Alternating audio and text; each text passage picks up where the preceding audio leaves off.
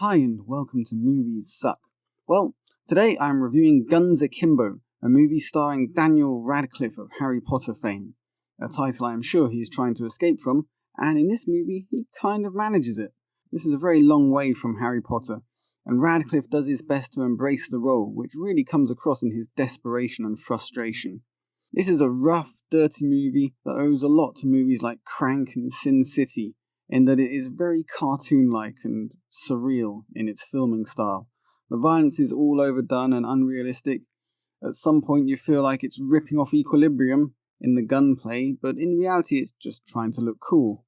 I'm not sure how much this movie cost to make, but director-writer Jason Leigh Howden managed to get some pretty good production values out of what must have been a rock-bottom budget. The lighting was very good, the atmosphere remained consistent the whole way through the movie, giving us a feeling of an underworld of misery and apathy mixed with a modern world feel that nevertheless felt very alien for the most part.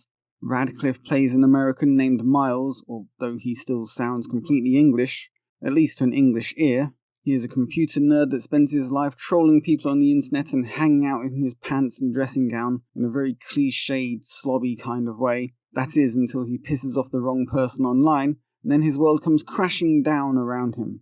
His life takes one of those downturns usually reserved for drug addicts and people who have managed to owe money to the worst kind of crime bosses, and then not been able to pay up.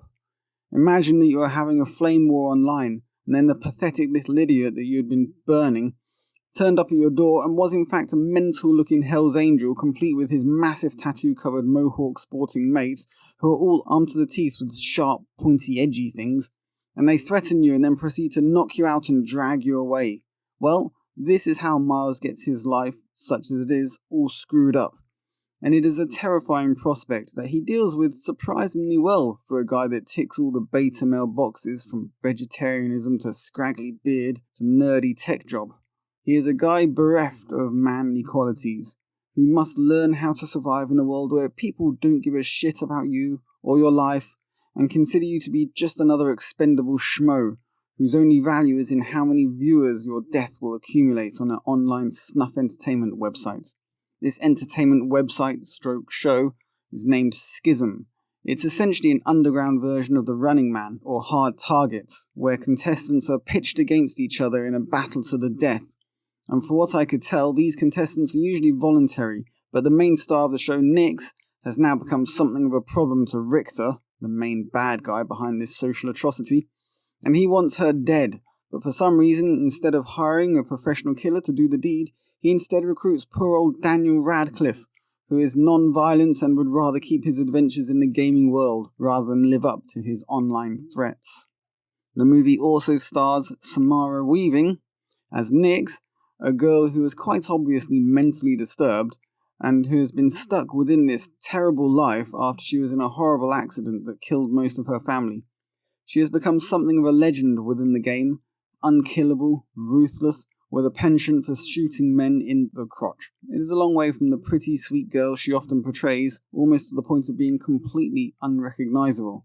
This movie pokes fun at many things, from vegetarianism to nerd culture, people's attachment to technology, and stereotypes of all sorts. The fact that this movie is woke is probably a Mickey take of some sort, because you really cannot trust that anything in this movie has happened because of Hollywood agendas. And that is no bad thing, because when you take the piss out of everything and make everything a joke, then nothing gets any special treatment, and that is very much the way it should be. Yes, this movie is full of movie tropes. Bad guy looks evil, hero is a pathetic nerd, girls are tough, violence for violence sake, damsels in distress, the list goes on and on. But it manages to rise above its component parts to make a movie that stands on its own within what is still a fairly small genre of cartoony, irreverent live action. Now, the main question for me was, did I enjoy this movie? Because really it isn't my cup of tea. And being an Englishman, this is a very important question. Incidentally, my cup of tea is a mix of Ceylon and Kenyan tea with a dash of skimmed milk and 2.5 spoons of sugar. But in case of this movie, the answer is no, this is not my kind of movie. But I did in parts enjoy it, which leads me to the verdict, which is, if what you are looking for is a cartoony mess of a movie that reaches for just about every cliche and then tries to make a joke out of it, then this is the movie for you. If what you are looking for is a movie that tells a stupid story in a very stupid way, that will not have you bogged down with clever dialogue and thought-provoking scenes, then again, this is the movie for you. If what you are looking for was a movie with a great script and great cinematography that is a feast for the eyes and the ears, and that will have your mind working overtime to keep all of its carefully crafted threads from twisting into a Gordian knot, then this is not the movie for you. You will be sadly disappointed by this pop culture Running Man inspired waste of time. This has been Movies Suck, wishing you all stay safe out there and look after yourselves and each other. And if you have a spare toilet roll, please consider sending it to me, as I'm down to my last 40 rolls and I'm starting to panic. Signing out, leave a like, share, subscribe, and I'll catch you guys on the flip side.